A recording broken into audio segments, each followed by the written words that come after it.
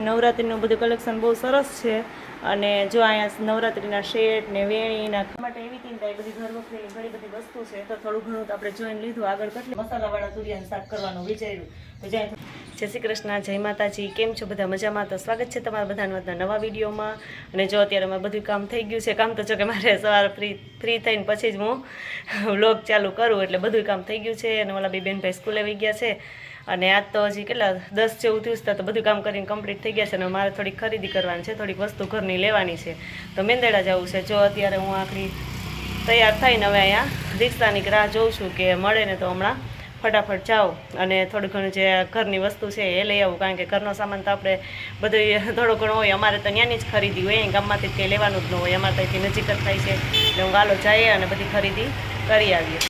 જો અહીં ખરીદી કરવા માટે એવી ચિંતા એ બધી ઘર વખરીની ઘણી બધી વસ્તુ છે તો થોડું ઘણું તો આપણે જોઈને લીધું. આગળ કટલેરીનું છે તો મીસુબેન માટે થોડી ઘણી કટલેરી લીધી છે અને બાકી જો આ ઘર વખરીમાં બધું જોઈએ છે કે હવે જોઈ અને શોપિંગ કરી લઈએ. અને અહીંયા બધું કોલગેટ ને સાબુન એવું બધું છે તો એ આપણે થોડું ઘણું જે જોતું હતું એ ખરીદી કરી તો ફટાફટ જોઈએ એટલું લઈ લઈએ પછી આપણે જઈએ ઘરે. ને અહીંયા જો છોકરીઓને નાની નાની છોકરીઓને નવરાત્રીનું બધું કલેક્શન બહુ સરસ છે અને જો અહીંયા નવરાત્રીના શેટ ને વેણીના ખંજરી એવું બધું, આ દાંડિયા છે એ બધું સરસ આવી ગયું છે અને કટલેરી પણ ઘણી બધી છે અને સેટમાં ને એવું બધું તો ઘણી બધી વેરાયટી અહીં છે.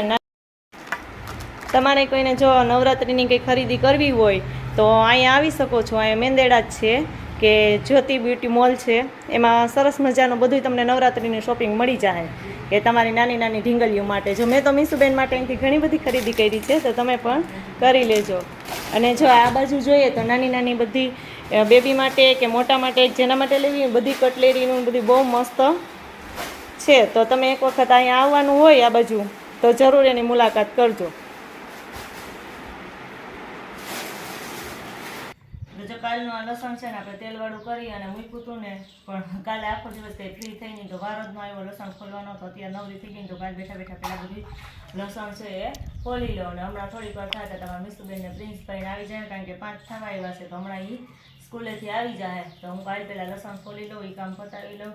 ત્યાં થઈ જાય રસોઈનો ટાઈમ તો પછી આપણે રસોઈ બનાવી લઈએ. થોડું ઘણું મશીનનું કામ હતું તો મશીને બેઠી હતી લાઇટ વહી ગઈ. પછી લાઇટ વહી ગઈ તો હું પહેલાં લસણ બાકી છે ને એને આજે નહીં ખોલાય તો ફટાફટ લસણ ખોલી લઉં.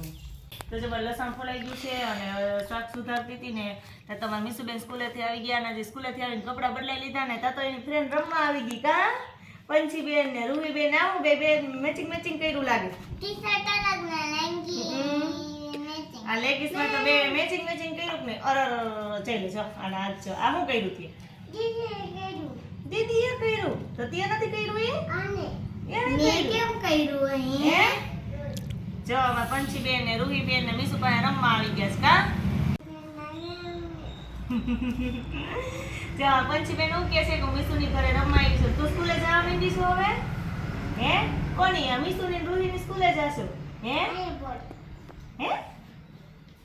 ક્યાં જાશો? હે જો પંચીબેન હોતે હવે મીસુબેન ને રૂહીબેન ભેગા સ્કૂલે જવા માંડ્યા છે વાનમાં. કા આખો દિવસ રોકાશો ને તું? આખો દિવસ આજ રોઈતી સ્કૂલે થોડીક વાર રોઈતી. એ જ પંચીબેન હોતે સ્કૂલે જવા માંડ્યા છે. કા મીસુબેન ભેગા ને રૂહીબેન ભેગા વાનમાં ને રોતી નહીં તોફાન ન કરતી. તને મજા આવે સ્કૂલે? હે જાવું રોજ જાવું ને જાવું રોજ જાવ કાઈ આજે રોજ જાશો? હે તો જો પંચીબેન ને રોજ સ્કૂલે જાવું છે. કા હાલો ફટાફટ હું મારું શાક વઘાર નાખું ને છોકરી તમે હાલો રમવા જાવ દે રમવા માંડો. હો જો રોજ હમણાં 2 દિવસ પહેલા તુરિયાનું શાક કર્યું તો હમણાં તો રોજ 1 દિવસે ને 2 દિવસે ને તુરિયાનું શાક થાય જ છે તો રોજે રોજ નથી ભાવતું. આજ તો હું ભરેલ તુરિયાનું ટ્રાય કરવી હતી કે કેવું થાય એમ પણ ટાઈમ નહોતો ને મોડું થાય છે એટલે હું ભરેલ તુરિયા તો નથી કરવા પણ કાચી તુરિયો ખાઈ ગઈ. હાલે થઈ જાય. જો અમાર પંચીબેન જો કેમ ખાઈશ બાકી તુરિયા. પંચીબેન બધું ખાય. કા ભાવે ને તને ભાવે ને તુરિયા? હજી ખાવું? જો પંચીબેન છે ને તુરિયા હતા ખાય. જો ભરેલ તુરિયાનો તો ટાઈમ ન મળ્યો ને તો હું કાજે છે ને તુરિયાના શાકમાં કંઈક આપણે નવીન કરશું, કંઈક અલગ કરીએ એમ. કારણ કે રોજે રોજ તો હમણાં તો તુરિયા એટલા બધા થઈ પડ્યા છે ને કે 2 દિવસે ને એમ તો તુરિયાનું શાક થાય. હાલો ફટાફટ આપણે શાક ઉગાડી નાખીએ. દીદીને દીધું કે ખાઈ જાઓ. જો અમારા પંચીબેન નું કામકાજ આવું છે. કા હાલો રમવા માટે.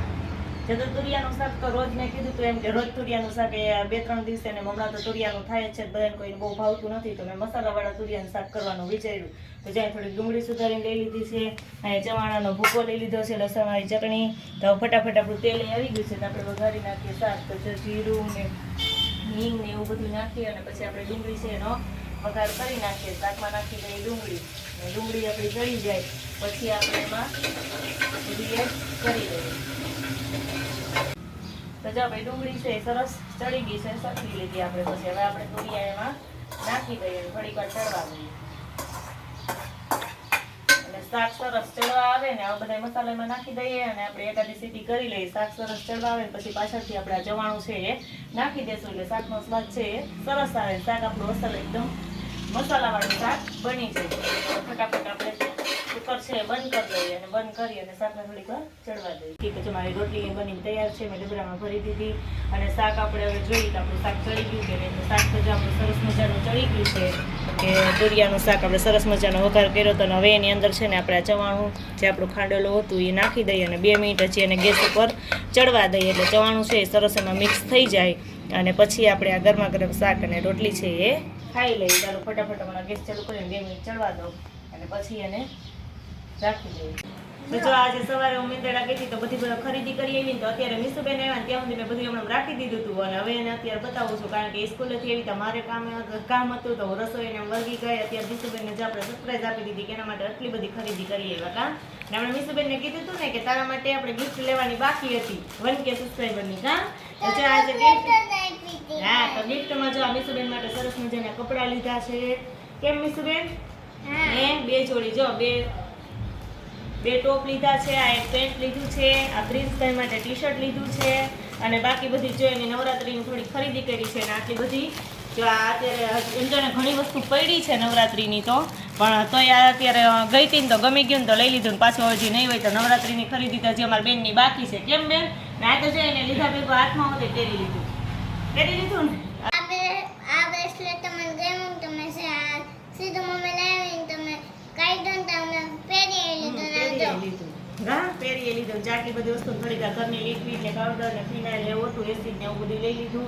અને બાકી બધું એમાં મીસુબેન માટે એટલી બધી ખરીદી કરી લીધી તો.